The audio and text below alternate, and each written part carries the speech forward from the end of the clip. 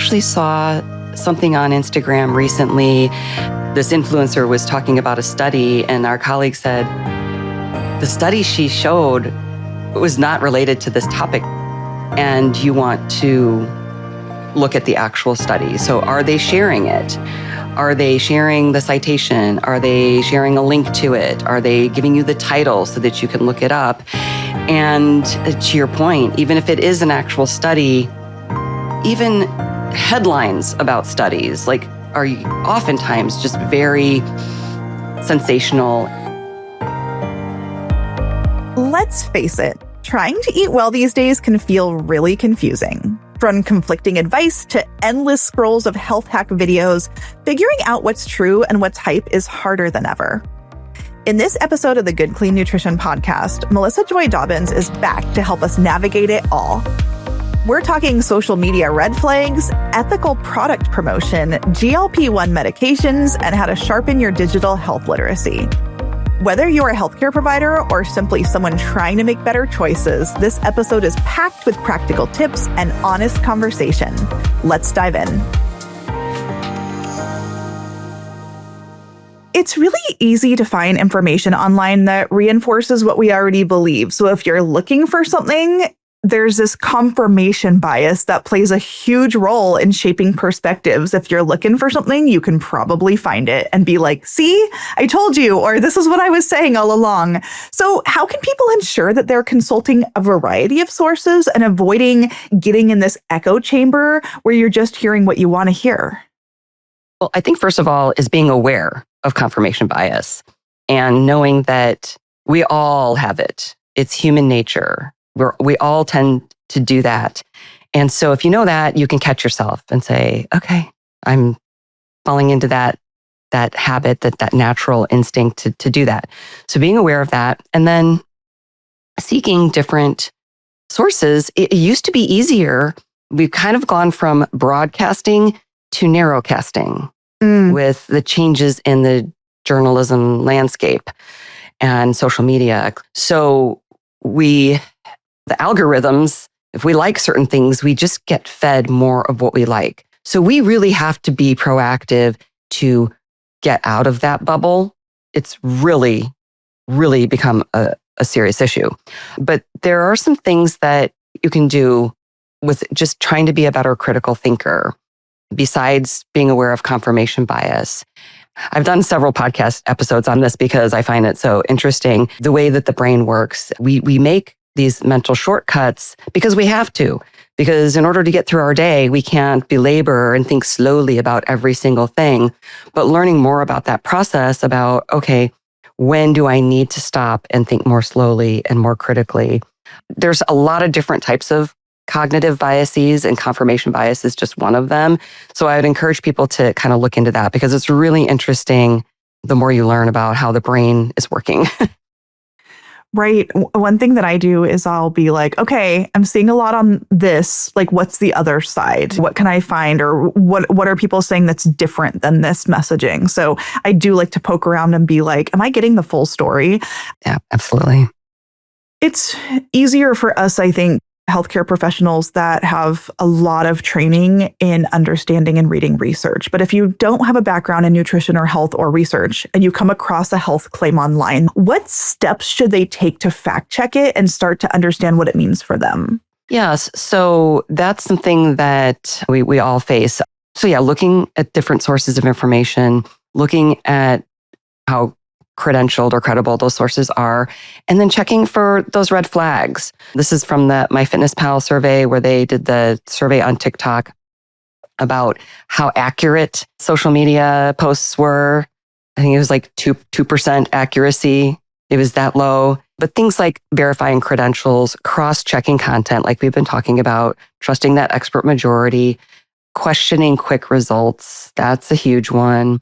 And then outsmarting the algorithm, we talked a little bit about that. Like, again, if you like certain things, the algorithm's going to keep giving those things to you and you're in your bubble. So get out of that bubble and look at different outlets. And then, of course, always seek professional advice. And not everybody can go to their doctor or dietitian every time they have a question. And honestly, I would like to say, that let's say you have questions about supplements. Not every doctor or dietitian will have those answers. So that's another layer of challenge, is finding the right healthcare professional for you and your specific needs and situation. Yeah, that's a great point. I mean, I think sometimes people get frustrated if their particular person that they work with doesn't know everything, but it's important because we all have different specialties or background or education. So I'm constantly encouraging my clients to be working with healthcare professionals that match their values and will meet them at the level that they want to engage with research and questions, things like that. Yeah. And if the healthcare professional says, you know what, I don't know the answer to that, let's look into that together. Welcome to Ginger's Plate. Normally, I use this segment to share a favorite recipe, but today I wanted to do something a little different. It's a tip I use when my clients bring me something they've heard of, read, or seen online that they want to know if it's real and could help them. My client might want to optimize their nutrition, so from there, we'll actually pull up the product together. I often say, what's in it? So we read the nutrition label, we look at the health claims, and we check out the ingredients. Then we talk about quality and manufacturing, and together we compare all of that to their health goals.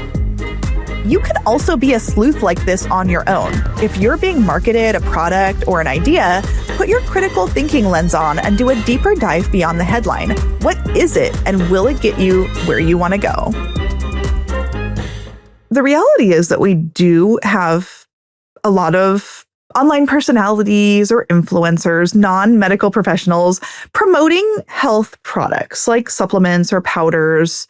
Do you have any advice on how people promoting products can be using ethical sponsorship disclosures? Like, if you're doing that kind of work, how do you protect your audience and yourself? What's interesting is there were some kind of recent changes in the FTC guidelines that kind of caught some of us by surprise, because the guidelines hadn't changed in over 10 years. And it was not like they put out an APB about this. So it's really important to stay up on those changes. And some of the nuances that I would love to share is the disclosure needs to be even more, they call it, clear and conspicuous. So because we're using more videos and images in our posts, the disclosure needs to be on the image or the video as well, not just like at the top of the copy, and certainly not buried at the bottom of the copy, that it's sponsored content. That we really need our audiences and the consumers to know that it's sponsored content. So they know, well, there might be a bias there, maybe there's not. It's for them to decide. And the other thing is to disclose who the company is. That was something that we never really thought of before or had to do before. Just, oh, it's sponsored. But yeah, so you just want to make it really clear and obvious if something's sponsored, and let the consumers and your audience just make their own decisions on that. I think also as dietitians and any healthcare professional, I feel very strongly that I only work with companies and products and services and any sponsor that aligns with my values. I'm not just going to take a paycheck from just anybody. And those choices will differ from provider to provider or professional to professional. There are some of my colleagues work with companies and products that I wouldn't. I'm nothing against them, but doesn't align with my values. Also, like, what are you kind of willing to stick your neck out for? I feel really strongly about this. Like, as a diabetes educator, I will stick my neck out about sugar and sweeteners and safe intake of both of those, and how neither one of those is a villain, because I feel really strongly about it. Other people, they might not want to put the sugar or sweetener target on their back. I understand. You do have to pick and choose, like I say, what you're willing to go to the mat on. And there are things that I'm not willing to go to the mat on, and things that I am. Yeah, it's such an interesting point. And representing or working with brands that you really align with and products that you're like, yes, like I recommend this to my clients all the time and I use it myself and I think it could be helpful to you. That's not a bad thing in my mind. But the problem is if we're not being honest about it, right? And so that disclosure piece is really, really important. There are people that I think are not disclosing, or there's some products that are not what I would recommend that are floating around out there. I mean, I mentioned some of the supplements. I'll look at them and I'm such a stickler for, do I know that it's safe for you? Especially for my people in cancer treatment. Like, I cannot mess around with something that I might not know is completely safe. So I really, when people bring me products or when they see something that somebody has been touting, I really like to do a deep dive on it myself for sure. And sometimes in partnership with my client, I'm like, let's look at the label. Who made this? Why is there no label? I think the benefit that you get from having qualified healthcare professionals talk about products is hopefully we're doing that already on the front end, or else we wouldn't be promoting it. Yes. Yeah. It's so important. And I just want to add on to that because I did a podcast interview on a certain product and the science really seemed to be there. One of our colleagues was the guest, and I was talking with another researcher and asking them about what they thought about this particular product. And this researcher is very, very highly respected. And he said, the science is really shady. And I mean, this is an extreme example, but my point being, I totally respected his opinion and I took that episode down. Looking for a protein shake that's clean, simple, and seriously satisfying? Orgain's 20 grams clean protein shake delivers exactly that. 20 grams of grass-fed milk protein with no soy, gluten, or artificial sweeteners. It's got 130 calories per serving. It's smooth, delicious, and ready whenever you are, whether you're headed to the gym, the office, or just need a quick, nourishing snack. With flavors like creamy chocolate fudge, staying on track has never tasted better. Check it out at Orgain.com. We've talked a lot about misinformation online and some of the negativity that's out there, but there is a lot of really helpful information. What is the easiest way that a listener can find reliable and reputable information online? Well, I mean, there's, of course, the Academy of Nutrition and Dietetics. There's even a Find a Dietitian link on their site, but also like you can just Google finding a local dietitian as well. And then, just things like the American Medical Association or the American Academy of Pediatrics, the American Diabetes Association, the Association of Diabetes Care and Education Specialists. So start with those governing bodies that are professional associations and see what their recommendations are. Yeah, American Heart Association I use so often. There's some really, really great ones out there. And as far as the Academy of Nutrition and Dietetics goes, like I've written a lot of content for them. So it's coming from real qualified professionals out there, certainly. When I'm on Instagram, I will often use keywords like I'll look up gut health dietitian, like autoimmune doctor, nurses. Like I'm looking and actually searching for these healthcare words.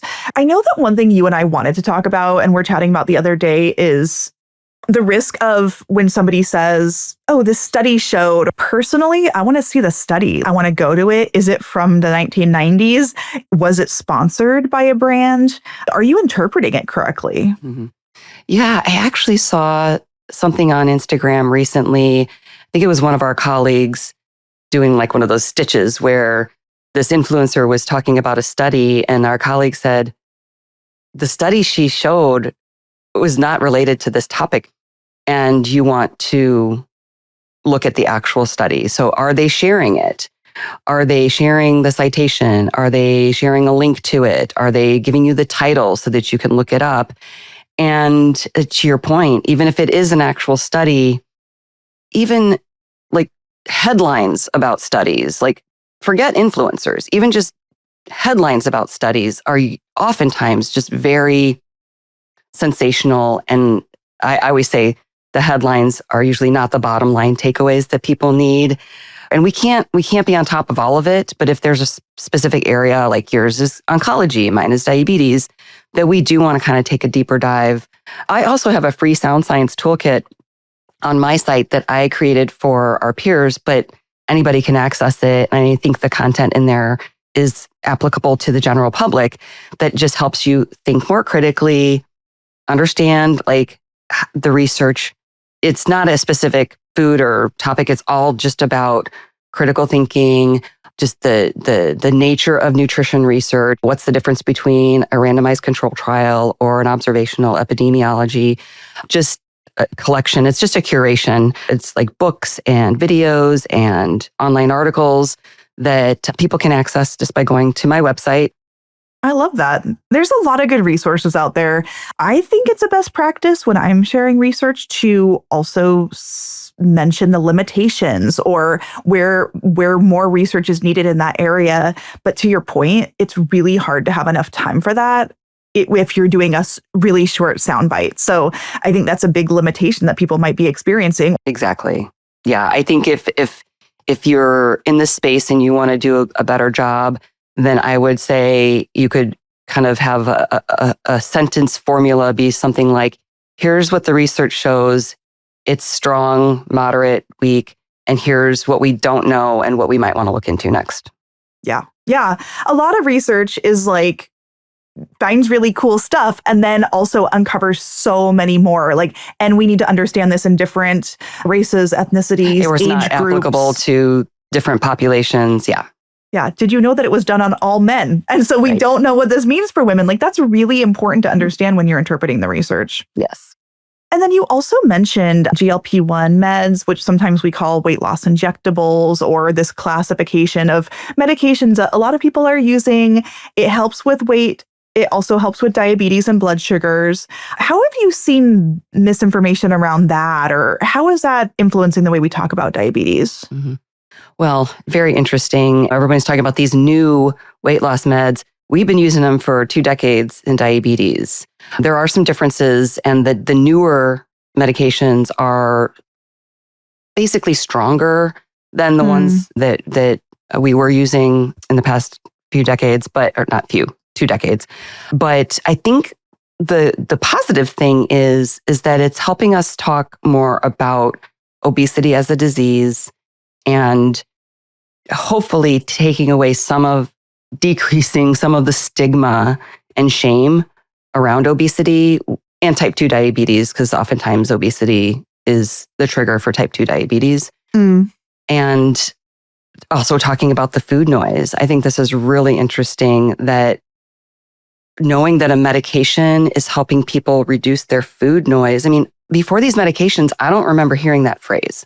Yeah, and me too. So it's exciting because, all right, so somebody's food noise is decreased, their hunger is under control, and us as dietitians working with them, instead of focusing our efforts on trying to get them to cut back on their portions and to manage their eating triggers, now we can focus on, okay, here's what you can eat to boost your nutrition if you're not that hungry. And here's how you have to actually make sure you're getting adequate nutrition, because a lot of people are not hungry at all. And I'm concerned about malnutrition for a lot of these people.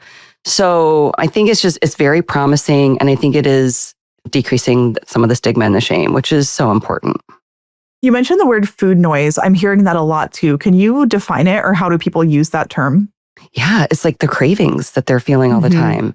And before we had this type of medication that addressed that, I mean, we've had all kinds of weight loss medications over the decades, but this in particular seems to be addressing, because it deals with the hormones, right? Right. And it's like, okay, it puts more of a physical connotation to it instead of a mental or emotional. And so I think it helps validate that some people just are really struggling with being hungry all the time and craving certain foods. And it's not just that they need to see a therapist. Yeah, it's really powerful. And a lot of patients that I work with are on them too. Even some of my patients that are being treated long-term for cancer. I think there's some stigma with using those medications that also needs to be addressed. I mean, there's a lot of chatter about it online. I mean, I'm just hearing a lot of take this medication and you lose lots of weight and everything's fine. But while there's so many amazing good things about it and incredible research, there's also some stuff that I'm worried about. Maybe potential for reducing bone mass or losing muscle mass with your weight loss. Those things need to be addressed. Or when people say, yeah, I just don't eat anything, I'm like, Like you said, that can cause malnutrition. Or I'm forever trying to get people to be more physically active or really focus on their strength building. Because I'm like, you need to get enough protein. You need to do strength building exercise to protect these systems that we need to have in place long term. So, Melissa, you have such a history of working in diabetes. What are some of the most common myths you're hearing about diabetes and nutrition? Oh, gosh. Well, for sure, the number one is that sugar causes diabetes. Yeah. And that's actually an example of maybe there's a granule of truth to it in the fact that if you eat a lot of sugar and you gain weight and you have a predisposition for diabetes, that could trigger diabetes. But just eating sugar does not cause it. And there are some people who could have a very high sugar diet, can be overweight, and they will never get diabetes. So no, sugar does not cause diabetes. The other one is like white foods are bad. I can't eat any white foods, potatoes, bread, rice. Those are carbohydrates. So those are foods that would need to be monitored. And depending on the person's, if they're pre-diabetes, diabetes, if they're on medications, if they're monitoring their blood sugars, that depending on all of those factors. And then we talked about this briefly, is like the low and no calorie sweeteners. People are afraid that they're not safe or that they're bad. And I want people with diabetes to have any tool available to them to help them enjoy their foods, but keep their blood sugar stable. And if they want to use low and no calorie sweeteners to do that, I want them to know that they're safe. Those are really, really good ones. And I have a couple others I want to run by you because I talk about them so often. I mean, white rice is a very interesting example. And I know that some people, their blood sugar spikes hugely with it, but not everybody. And what I say to my clients is like cultures around the world for a very long time consume white rice every day, multiple times a day. And it's so villainized. And I think there's a huge part of like missed cultural competency going on there. Agree 100%. And that's how we want to convey to the patient is if this is an important food to you culturally or celebration wise, or just you were raised on this, let's figure out how we can include it in your diet. It's a miss to just be like, don't eat it ever. I don't care what it means to you. Will you please walk me through bananas and diabetes and blood sugar management? I talk about this all the time. Well, a banana can be a lot of different sizes. It can be a lot of different levels of ripeness. I think that as long as you're counting the carbohydrates, if that's something that you need to do, again, somebody might be like pre-diabetes or type 2 diabetes, and they're not necessarily counting every gram, but they're saying, well, I'm going to have one serving of fruit at each meal. Then as long as you're, I mean, gosh, how can you really overdose and overeat a bananas? I mean, we do recommend that people not have just fruit alone. We do recommend that you have like mixed meals and snacks. But that's any carbohydrate, and fruit has fiber and it has phytonutrients. I also hear like starchy veggies like carrots. Oh, starchy veggies. See, I was going to bring up carrots, but those aren't starchy. Right. But the carrots get it. So this makes me think of all the people out there who are, I'm not going to hate on this, but I'm just saying, using the CGMs and they don't have diabetes or pre-diabetes. We can really cross that line and get hyper-focused on every little thing that we're biohacking if we're not careful. And so I think we really need to be careful about being too freaked out about certain things. So if you don't have diabetes or pre-diabetes or reactive hypoglycemia, the foods and beverages you eat and drink are going to fluctuate your blood sugars. But if you don't have a metabolic issue with your blood sugars, those fluctuations will be within a normal range. But I just hate to see people get freaked out about those normal fluctuations. You're right. Like focusing on everything you put in your mouth and like looking at how it translates, like that could be really stressful. I think it's important for people to be looking out for, like, don't just look at what worked for you is going to work for me, but also as a healthcare provider, we need to be really careful. What works for me isn't going to work for you. And we should probably not be sharing information in that way because everyone's so different. Yeah. Yeah. And at the same time, if somebody knows themselves and they know their mindset, and they would, like what you did, oh, I'm going to learn. This is kind of interesting. I just want to check this out. That's a healthy approach. Nothing wrong with that. Just know yourself and know, like, it could be a slippery slope for some people. Yeah. So, well, we've talked about a lot of different things today, Melissa. I'm so glad that I had you on. What are takeaways you want listeners to really understand? I think the critical thinking piece is just huge. Like, just try to improve your own critical thinking skills and help your patients and clients and the public also improve their critical thinking skills.